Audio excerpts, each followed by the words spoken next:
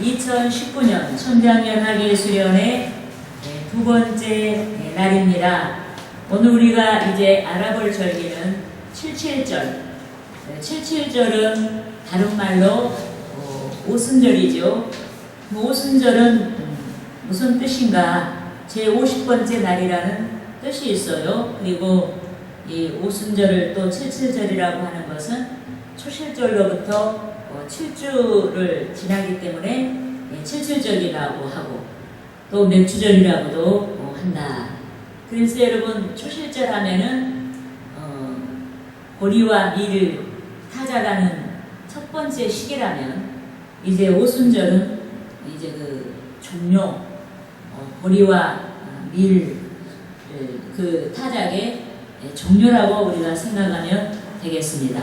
그러면 이에 앞서서 우리가 6월절서부터 시작되는 절기에 대해서 알아볼 때 이 절기는 우리가 예수 믿고 난 다음에 우리에게 되어질 그 순차적으로 되어질 하나의 은혜라고 우리가 이렇게 접목해서 생각해 볼 수가 있어요.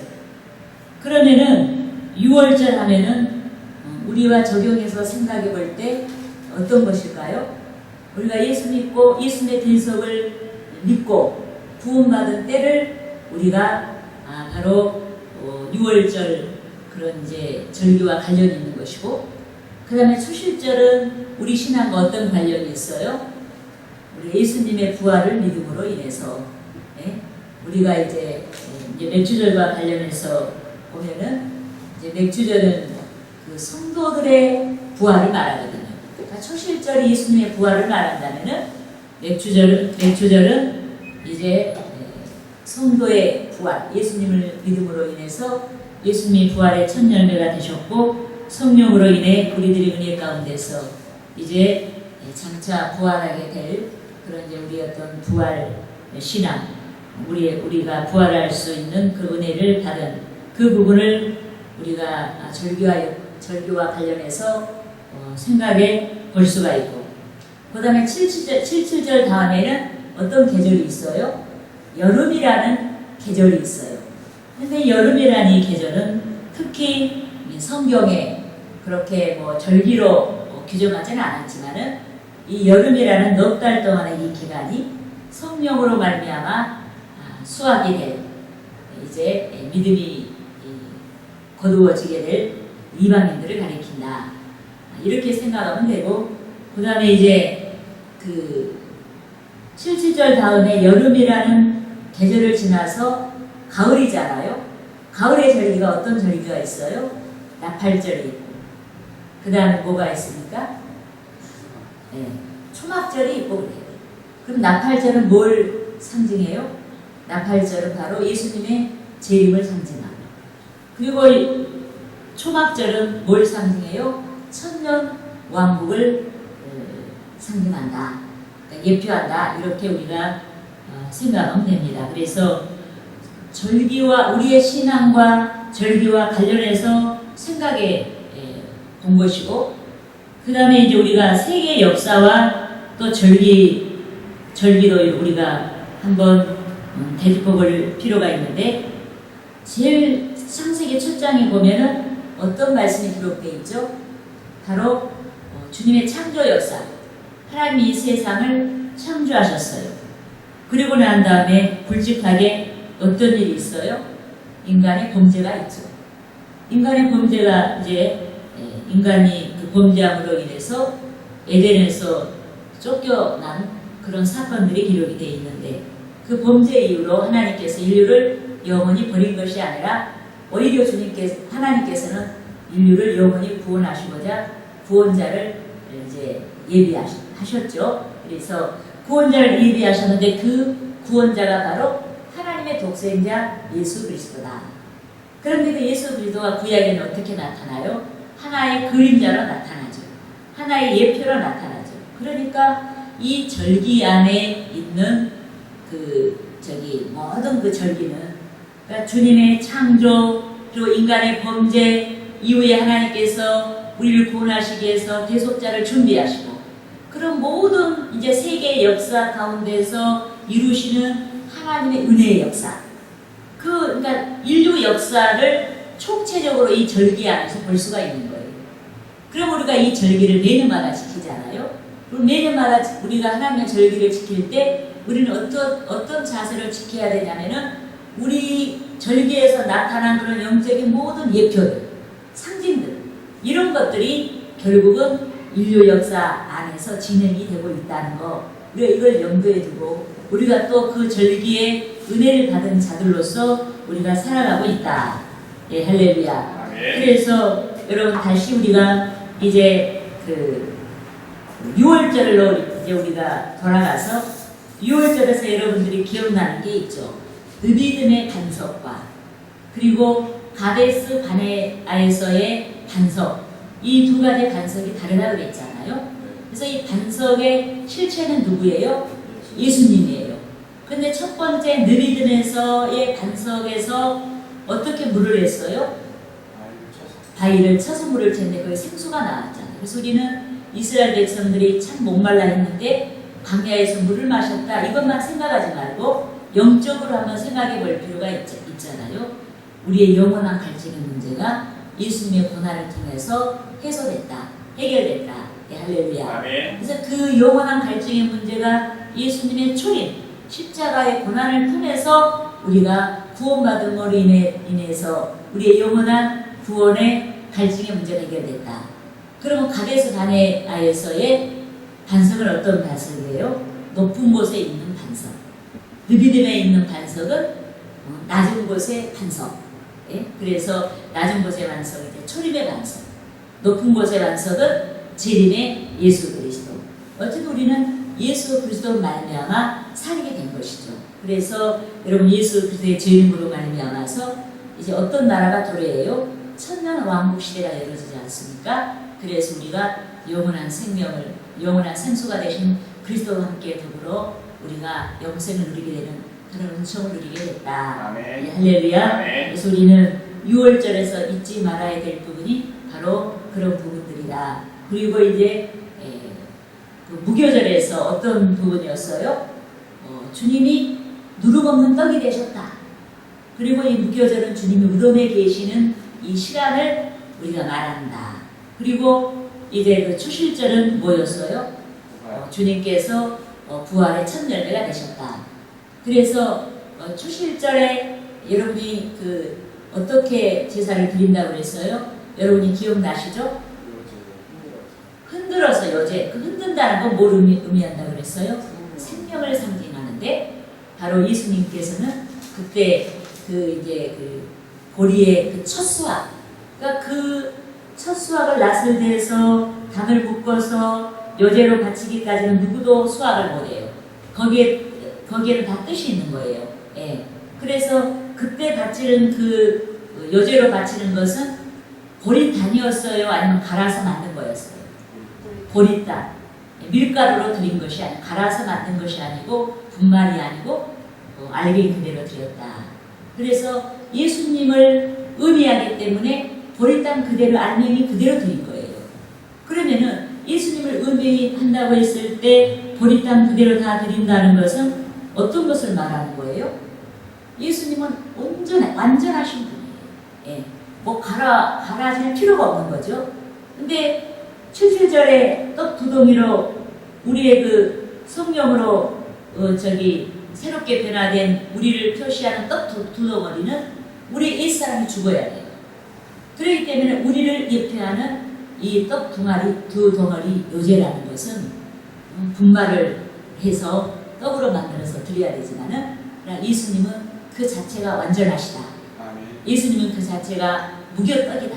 이래서 예수님은 보리단 그대로 드렸다. 그래서 여러분 예수님은 교회의 몸이잖아요. 그러니까 우리가 몸이 있고 그 다음에 지체가 있는 것이지, 지체가 있고 몸이 먼저 있는 건 아니에요. 중심은 지체예요.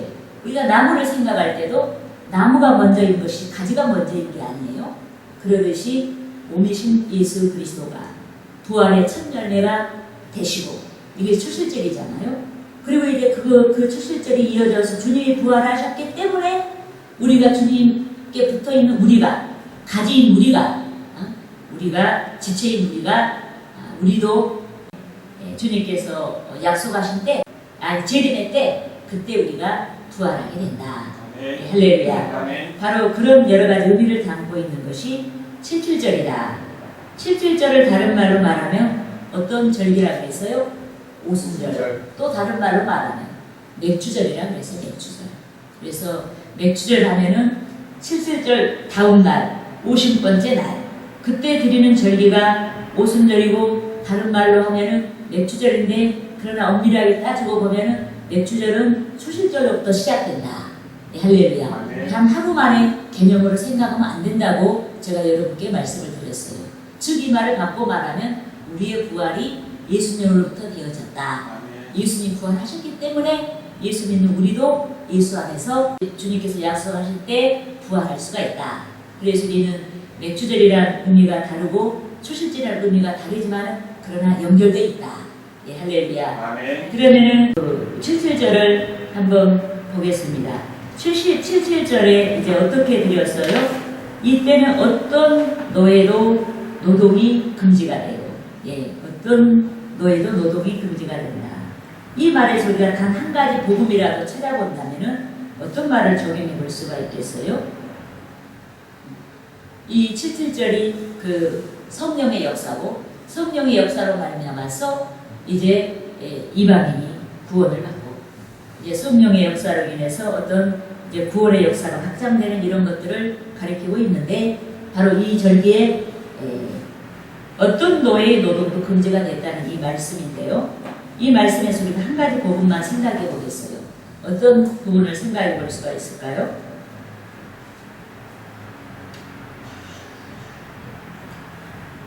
주님 안에서 구원받는 자는 신분의 기천이 없다.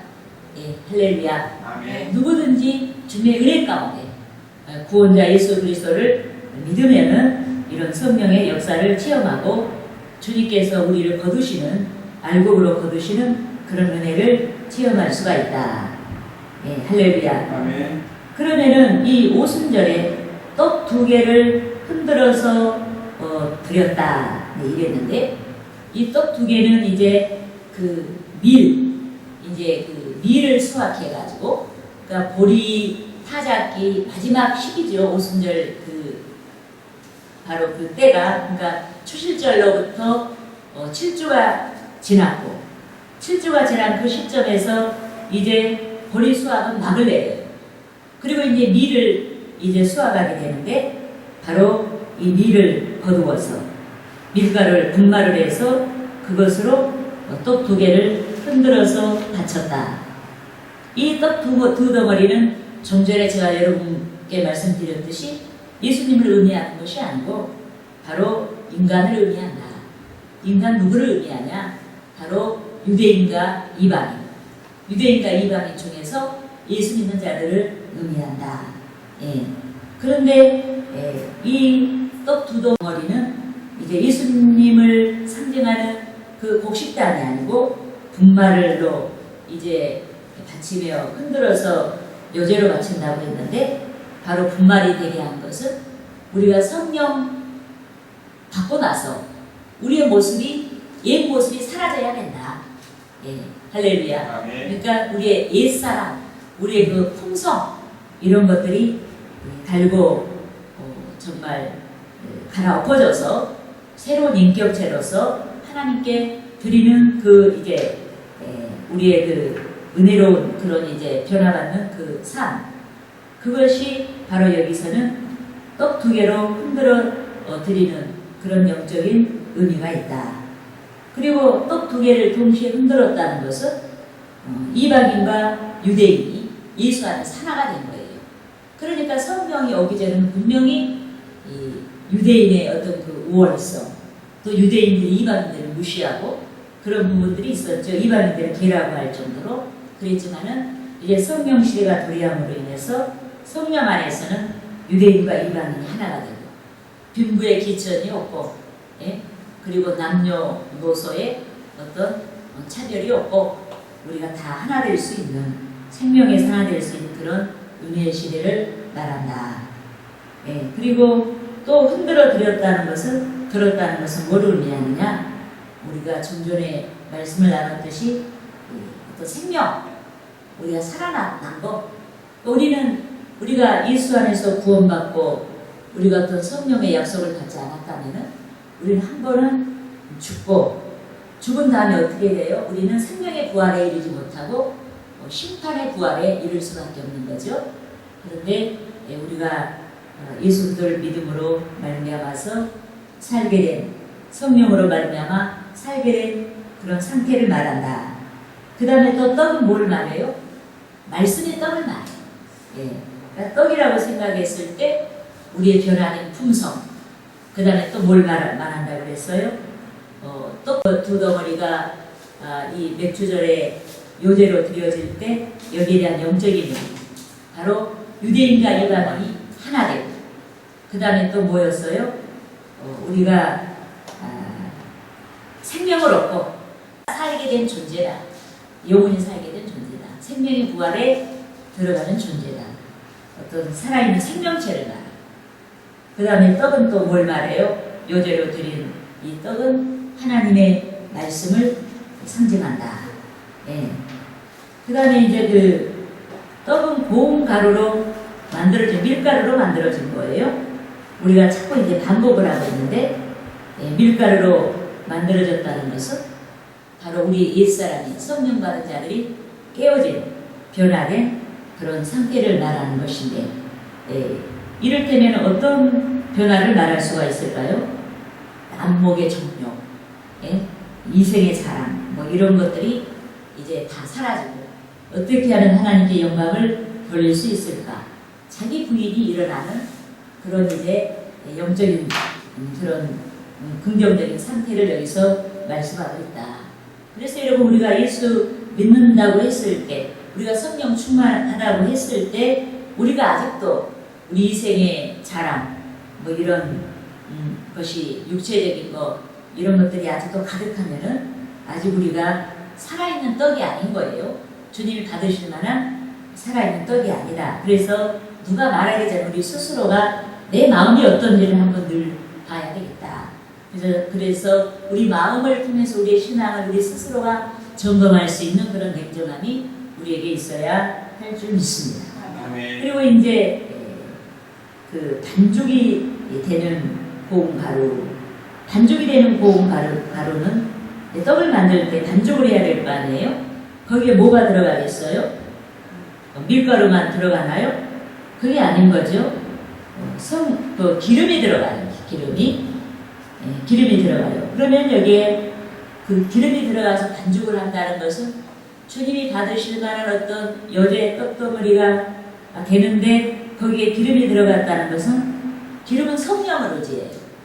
바람도 성령을, 기름이 성령을 예표하고 바람도 성령을 상징하고, 그러니까 바람, 기름 이런 것들은 다 성령을 상징하는데, 바로 우리가 주님께서 받으실 만한 떡덩어리가 되기 위해서는, 인격체가 되기 위해서는 우리가 성령이 충만해야 된다. 그리고 여러분, 밀가루를 가만 두었을 때 떡이 되겠어요?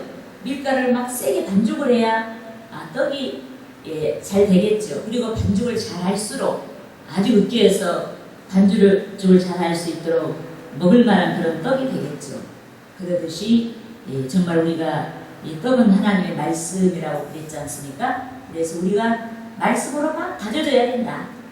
그리고 성령의 어떤 통치 아래서 우리가 하나님 주님과 연합되고 그 가운데 우리의 신앙의 결실을 거둘 수가 있다.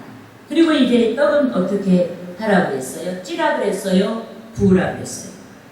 예? 떡을 찌라 그랬어요? 부으라 그랬어요? 두 덩어리 떡을 오순절에 흔들어 바치는데 찌는 거예요? 굽는 거예요? 굽는 거예요? 굽는 거. 떡을 굽는 거. 한번 읽어주시겠어요? 성경 찾아서 레위기 23장 17절을 한번 읽어주세요. 너희의 처소에서 10분의 2 에바로 만든 떡 2개를 가져다가 흔들지니 이는 고운 가루에 누룩을 넣어서 구운 것이요. 예, 구운 것이다. 이는 첫 요제를 여호와께 드리는 것이다. 예, 구운 것이다. 그래서 떡을 구워서 만든 것이다. 구워서 만든다는 것은 무엇에 대한 예표라고 했어요? 바로 하나의 그 연단, 불로 연단한 금을 사서 내 믿음을 부여케 하고 이 말씀이 있잖아요. 그러니까 연단된 믿음, 이 연단된 믿음에는 어떤 것으로 연단이 될까요? 말씀의 연단. 우리의 마음속에서 늘 하나님의 말씀과 육신의 생각이 싸우잖아요. 우리의 여러 가지 그 상황에서도 우리가 이럴까 저럴까 하며 우리가 싸우잖아요. 그래서 우리가 좀 더 우리 육신을 즐겁게 하고자 하면은 우리가 불같은 연단을 안 지나는 거죠. 그런데 하나님을 즐겁게 하려고 할 것 같으면은 우리는 불같은 연단을 지난다. 어떤 상황에서 그래요? 온 집안 식구가 예수를 믿지 아니할 때, 뭐 그런 상황에서도 그렇고 우리가 믿음에 서지 않았을 때, 그리고 여러 가지 문제 가운데서 우리가 신앙으로 살기 위해서는 불같은 연단을 지나야 한다. 그래서 이 불이라는 것은 바로 연단을 의미하기도 하고 또 성령의 도우심을 의미하기도 한다. 그래서 우리는 환난을 통과한 믿음. 그러니까 나는 예수 믿고 문제 하나 만나보지도 않고 나는 그동안에 너무 형통했다. 이런 사람의 믿음은 믿을 수가 없어요. 그런데 예수 내가 믿었지만은 이러이러한 상황에서 내가 많은 고초를 겪었다. 그 가운데서 일어난 그 믿음이야말로 금이에요.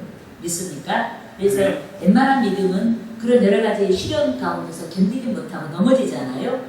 예수를 안 믿는다든지 크게 어떤 시험 들어서 어떤 침체기가 있다든지 그러는데 그렇지 않고 그 어려운 상황 속에서도 아주 신앙의 분투를 해서 이긴다는 것이 떡을 불에 굽는 그런 과정이나 마찬가지다.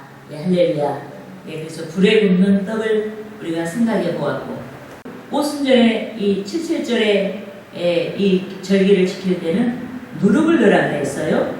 그래서 레위기 23장 17절에 보면은 떡 2개를 가져다가 흔들지니 이는 고운 가루에 누룩을 넣어서 이랬잖아요. 여기서 누룩이라는 게 긍정적인 의미에서 사용하는 거예요? 아니면 부정적인 의미에서 사용하는 거예요? 긍정적인 의미예요. 왜냐하면 77절이 성령 강림절도 여기서 말씀하고 있기 때문에 긍정적인 의미에서 사용하고 있다. 그래서 긍정적인 의미에서 사용할 때 여기서 이 누룩이라는 것은 뭘 말하는 거예요? 영적으로 누룩이 부패하잖아요. 그러니까 성령의 도래로 인해서 확장된 하나님의 나라, 그리고 성령의 도래로 인해서 내 마음의 변화를 일시에 성령께서 도우셔서 변화를 이루시는 하나님의 어떤 능력, 이런 성령의 활동, 이 누룩에서 우리는 성령의 활동들을 볼 수가 있다. 그래서 여러분 이 누룩이라는 건 어떻습니까? 굉장히 확장성이 있고 또 부드럽게 하고 그러잖아요. 그래서 우리가 정말로 성령 충만하면은 부드러운 인격을 이룰 수 있다. 할렐루야. 그리고 이제 마지막 곡물들을 다 밭에서 거두게 될 때 규칙이 있어요. 자기 밭이라고 해서 무조건 다 곡물을 낫을 대서 다 거두는 게 아니에요. 어떻게 하면 안 되느냐? 단 모퉁이, 곡물을 벨 때 밭에 모퉁이까지 다 베지 말아야 돼요. 우리가 레위기 23장 22절을 찾아보겠습니다. 누가 찾아서 읽어주시기 바랍니다. 너희의 땅의 곡물을 벨 때에 반 모퉁이까지 다 베지 말며 떨어진 것을 줍지 말고 그것을 가난한 자와 거류민을 위하여 남겨두라. 나는 너희의 하나님 여호와이니라. 아멘. 아멘. 그러니까 너희 땅에 곡물을 벨 때 단 모퉁이까지 다 베지 말고 떨어진 것을 줍지 말라고 했는데 여기에 대한 이유가 그 하반절에 나타나 있죠. 왜 그런다고 그랬어요? 가난한 자와 객을 위해서 그들의 이삭이 되도록 하나님이 남겨두라, 이 말씀을 하고 있어요. 그래서 77절기에 유대인들이 닭복식을 댈 때는 모퉁이까지 완전하게 베지 않고 가난한 자와 객을 위하여 떨어진 이삭과 함께 남겨두었다. 그래서 이것은 뭘 말하려고 하겠어요? 만민들에게, 자기 백성들에게 하나님의 무한한 자비와 긍휼을 자기 백성에게 먼저 일깨우고 그리고 이방인들에게도 나타내게 하시려고 그러셨다. 예. 그래서 양식으로서 먹고 살기 위한 떡, 비록 떡이었지만은 영적인 의미로서는 하나님의 말씀인 그 예수의 생명의 떡을 우리가 상징할 때 이런 모든 사람이 이 곡물을 먹도록 이렇게 배려하게 한 것은 하나님의 구원의 은혜가 가난하고 천한 자들에게까지 다 미치게 하게 하시겠다는 하나님의 의도가 담겨 있는 거예요. 그러니까 우리가 너희가 그 낫을 대서 곡물을 벨 때 모퉁이까지 다 베지 말며 떨어진 것을 줍지 말고 이렇게 말씀하셨을 때 단순히 하나님의 무한하신 자비, 긍휼만을 말하는 것이 아니고 여기에는 영적인 의미가 담겨 있는데 그 영적인 의미는 여기서 가난한 자 그리고 객들 그리고 천한 자 모든 사람들에게까지 이 곡물이 양식이라고 생명의 하나님 말씀의 떡이라고 했을 때 그 생명의